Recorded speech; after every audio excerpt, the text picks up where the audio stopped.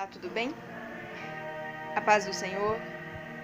A palavra do Senhor Jesus Cristo nos diz em Lucas capítulo 7, e o verso 13 nos diz assim: E vendo o Senhor moveu-se de íntima compaixão e disse a ela: Não chores. Aqui em Lucas vai nos contar a história, o filho da viúva de Naim. Vemos aqui que esta mulher, ela passa pelo sofrimento, ela passa pela perda. E eu quero dar um tema para esta palavra que diz: volte a sonhar, porque Deus ainda realiza sonhos. Vemos que esta mulher, ela contrata as carpideiras para poder chorar, porque ali ela tinha perdido o seu esposo. Naquela época, quando a mulher casava e ali ela gerava um filho varão, ela era bem-aventurada, porque dele ia assim dar sequência à sua geração. Vemos aqui que os filhos naquela época eram eles que cuidavam dos seus pais na velhice e eram eles que cuidavam das suas mães quando ficavam viúvas. Vemos que esta mulher, ela tinha perdido o seu marido.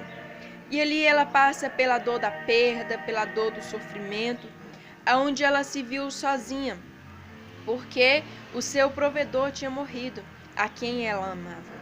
E agora, mais uma vez, a morte bate na porta da sua casa e leva o seu filho, o seu único filho.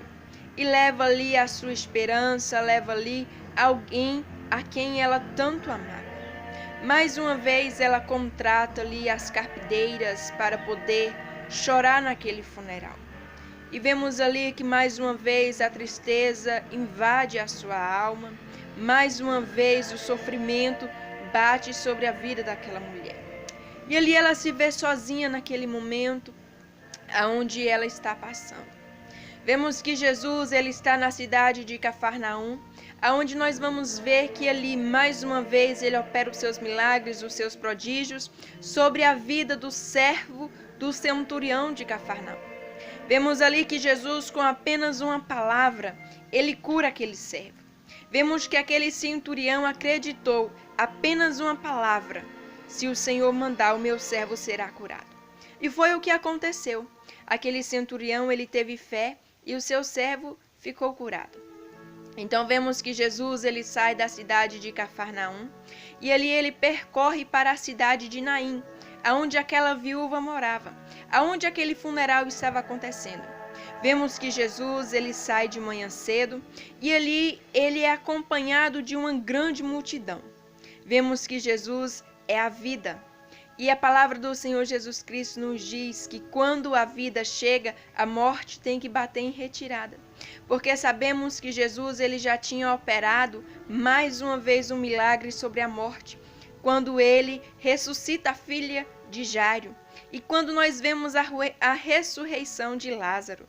Então, para o Senhor nada era impossível. E vemos ali que mais uma vez ele sabia que tinha que operar um milagre. E vemos ali que ele sai com essa multidão o acompanhando. E ali vemos que naquela época o enterro acontecia sempre à tarde. Ele vemos que Jesus, ele sai de manhã cedo e vai para a cidade de Naim. Quando Jesus chega na porta da cidade de Naim, ele encontra aquele funeral. Ele encontra aquela mulher chorando, aquela mulher se compadecendo pela morte do seu filho. Porque eles sabia que aquele menino já estava morto, mas para Jesus era apenas questão de tempo para poder abençoar a vida daquela mulher. O enterro sempre acontecia fora da cidade, porque para eles não poderia enterrar dentro das cidades, porque senão eles ficariam imundos e eles teriam que se purificar. Então sempre tinha que sair fora da cidade para poder sepultar ali o funeral. E vemos que vem aquela multidão com Jesus e aquela multidão com aquela mulher. Aquela multidão com Jesus que engrandecia o nome do Senhor, porque sabia que ele poderia fazer o milagre acontecer. E vemos que naquela multidão com a viúva de Naim vinha a morte, vinha o choro, vinha o lamento, porque mais uma pessoa estava perdendo o seu ente querido. E vemos que a tradição naquela época era que, quando tinha um funeral acontecendo, ou você entrava e participava daquele funeral, ou então você dava lugar para aquele funeral passar, porque era respeito naquela época. E vemos aqui que quando aquela multidão está saindo da cidade, que quando sai da cidade para Jesus, ele para aquele funeral. Aquela multidão ali se surpreendeu em saber como é que um homem pode parar um funeral. Ele tinha que dar espaço para aquele funeral passar, ou então ele teria que entrar naquele funeral. Mas Jesus, ele nem deu espaço para a morte passar e nem entrou no meio daquela multidão. Simplesmente, ele olhou para aquela mulher com a íntima compaixão que ele tinha sobre ela, porque ele conhecia o seu profundo, o seu oculto, e diz: mulher, não chores. Aquela mulher, ela já tinha ouvido todas as palavras, mas nem todas as palavras poderiam confortar o teu coração, porque ela já tinha perdido alguém a quem ela amava e agora ela estava perdendo o seu filho. Aquela mulher, ela ouviu todas as palavras, mas ela não sabia que era Jesus que estava ali dizendo para ela: mulher, não chores. Irmãos, vemos que Jesus, ele disse para ela: mulher, não chores. E ali imediatamente Jesus, ele vai de encontro àquele menino e ali ele toca no esquife. Esquife na tradução quer dizer uma cama, quer dizer uma maca que era usado naquela época. Vemos que aquele menino estava morto, aquele menino estava ali praticamente morto, não tinha vida. Só que nós vemos que o grande Eu Sou toca no esquife. Irmãos, naquela época não poderia tocar nos mortos, porque senão eles ficariam impuros e ali eles teriam que ir até o sacerdote, até o templo para poder se purificar. Mas vemos que Jesus, ele não toca no menino, ele toca no esquife. E vemos que Jesus, quando ele toca no esquife, ele passa vida para o menino. Vemos que quando Jesus toca na cama, o menino ressuscita, o menino tem vida, porque o Todo-Poderoso, o grande Eu Sou, aonde ele toca tem que gerar vida, tem que ter vida, porque ele é o dono da vida. E vemos que aquele menino se senta na cama e ele entrega o menino com vida para sua mãe. E ali vemos que aquela multidão se maravilhou com aquele grande milagre que havia acontecido. E vemos aqui que aquela mãe, ela vê que o seu sonho foi ressuscitado.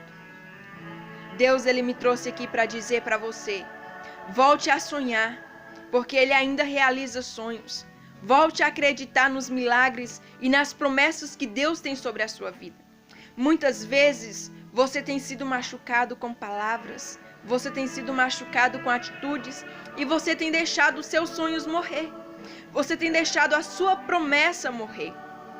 Mas Deus, ele ainda realiza sonhos. Ele ainda realiza promessas. Ele liberou uma palavra profética sobre a sua vida, dizendo que você vai conseguir, que você é levantado como profeta, que você é levantado como levita e que ele tem um grande plano sobre a sua vida. Então, acredita que Deus pode realizar os seus sonhos, realizar o desejo do seu coração. Porque a palavra do Senhor nos diz: aquilo que o olho não viu, aquilo que o pensamento não pensou e aquilo que o coração não desejou, é o que Deus tem preparado para você. Deus, ele tem uma palavra profética liberada sobre a sua vida. Deus, ele liberou uma promessa sobre a sua vida. Então, para você, talvez os seus sonhos morreram. Mas Deus me trouxe aqui para te dizer: volte a sonhar, volte a acreditar nas suas promessas, volte a acreditar nos dons e nos talentos que ele entregou sobre a sua vida, porque ele é fiel para cumprir todas as suas promessas. E que você possa, assim, alcançar as suas promessas da parte de Deus. Amém? E que Deus te abençoe.